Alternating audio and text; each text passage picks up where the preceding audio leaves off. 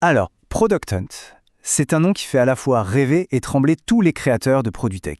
C'est un peu le rite de passage obligé, une véritable arène où, en 24 heures, un projet peut exploser aux yeux du monde ou sombrer dans l'oubli.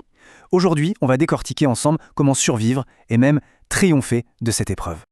Ok, alors pour s'y retrouver, voici notre plan de bataille. D'abord, on va voir la promesse de Product Hunt. Ensuite, comment bien préparer son lancement. On parlera évidemment du jour J, le moment fatidique. Puis, on fera le bilan, succès ou désillusion. Et enfin, on donnera le verdict.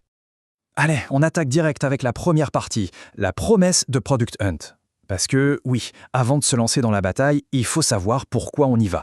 Qu'est-ce qu'il y a à gagner au fond ? Regardez ce chiffre, 130 000, c'est énorme. C'est le nombre moyen de visiteurs par jour sur Product Hunt.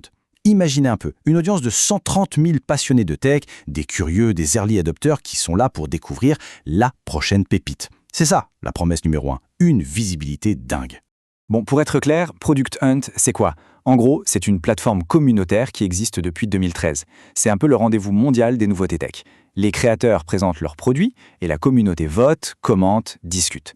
L'objectif ultime, devenir le produit du jour. Mais attention, l'intérêt va bien plus loin que le simple chiffre de trafic.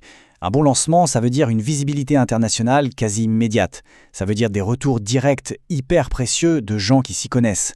Et ça, c'est vraiment le point clé. Ça peut attirer les médias, les influenceurs et surtout les investisseurs. C'est comme un coup de tampon qui dit « ce produit est crédible ». Ok, maintenant qu'on a vu le pourquoi, passons au comment. Comment on se prépare à ça ? Parce qu'il faut être très clair. Le succès sur Product Hunt, ce n'est jamais un coup de chance. C'est le résultat d'une préparation de longue haleine. Un lancement réussi, ça ne s'improvise pas. C'est une vraie campagne qui commence bien avant.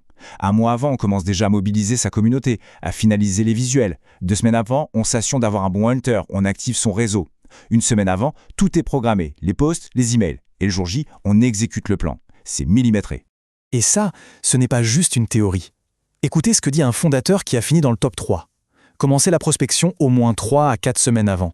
C'est limpide, c'est une histoire de semaines, pas de jours. Arriver la veille en demandant de l'aide, c'est la recette parfaite pour un échec cuisant.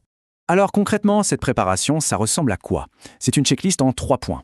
1. Les visuels, il faut que ça claque. Un bon logo, des images qui donnent envie, pourquoi pas un gif animé. 2. La communauté, il faut créer une petite armée de supporters, des gens qui seront là le jour J.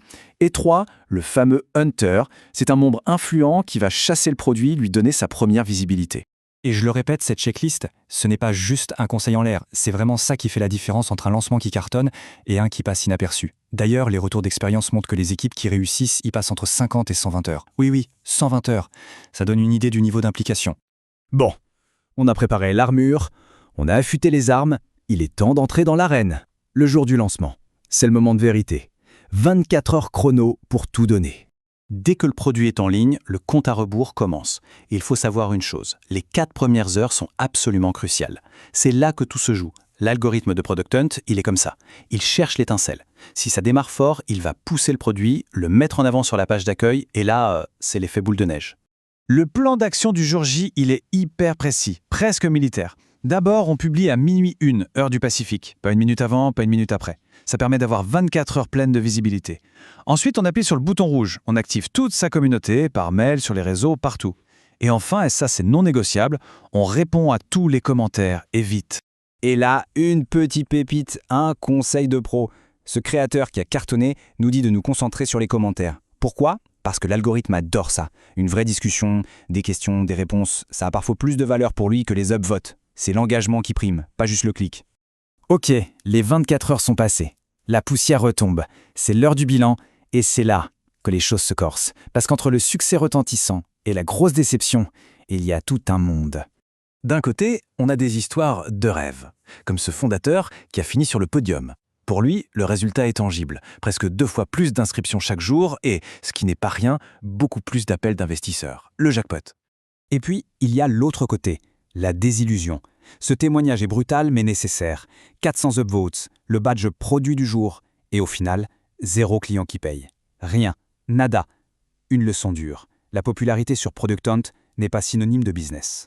Voilà, tout est résumé ici. D'un côté, ce qu'on espère, du trafic, des inscrits, le fameux badge, du feedback, l'intérêt des investisseurs, Et de l'autre, les pièges à éviter, un trafic de curieux qui n'achètent jamais, zéro conversion, du spam et une équipe complètement lessivée pour pas grand-chose au final. Alors au final, après avoir vu tout ça, le bon comme le mauvais, est-ce que ça vaut vraiment le coup de se lancer dans l'aventure Product Hunt? C'est l'heure du verdict. La grande question qu'on est en droit de se poser, c'est aujourd'hui, avec toute cette énergie à déployer et des résultats aussi aléatoires, Product Hunt, c'est encore pertinent? Si on met tout sur la balance, ça donne ça. D'un côté, les pour. Une visibilité massive et gratuite, c'est rare. Une validation par des experts de la tech, le potentiel d'attirer des investisseurs et une crédibilité immédiate. De l'autre côté, les contres. Une concurrence démentielle, un trafic qui, on l'a vu, ne convertit pas forcément. Le risque de se retrouver avec zéro résultat concret et une préparation qui demande un effort monumental. Donc la conclusion, elle est assez simple en fait. Product Hunt, ce n'est pas un ticket de loto. On ne poste pas son produit en croisant les doigts. C'est un outil stratégique.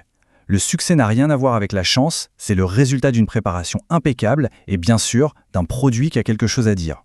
Au final, la vraie question, ce n'est peut-être pas « faut-il aller sur Product Hunt ?» La vraie question, c'est « est-ce que notre produit est prêt pour Product Hunt ?» Est-il assez solide pour affronter le regard et les critiques de milliers d'experts du monde entier? C'est à cette question qu'il faut répondre avant de vouloir entrer dans l'arène.